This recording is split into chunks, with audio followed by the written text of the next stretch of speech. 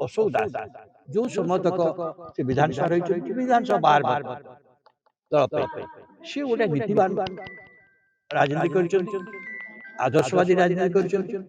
मंत्री ही ना किंतु से चाहिए मंत्री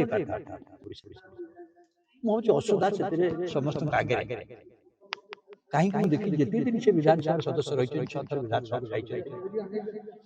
गोटे आसिले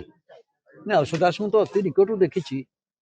बहुत बड़ कथा हूँ अशोक दास आप स्वाधीनता पर पीढ़ी नेतृत्व को देखिए ओडिशा रे मुझे आज जो कथा मतलब कहली आपण नवकृष्ण चौधरी विजु पट्टनायक रणजीत छत्री जानीभल पट्टनायक को जो परवर्ती पीढ़ी नेतृत्व को आप देखिए ओडिशा मुझे अशोक दास समस्त आगे कहीं देखी जिते दिन से विधानसभा सदस्य रही 6 थर विधानसभा को गोटे नीति आदर्श भित्तिक सालिस बिन भाव लड़वा रहा समस्त सांगे नवा एकाकी हेले डरवानी मुझे कहली 80-85 कथा कही पुणी 2000-2004 कथा मुझे कही आज भाषण यही जो शिखबार कथा देश आम से बहुत गुरुत्वपूर्ण हो जाते देश राज्य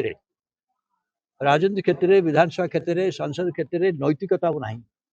नीतिवान राजनीति ना विधानसभा संसद में भाषा प्रयोग असुविधा सृष्टि होती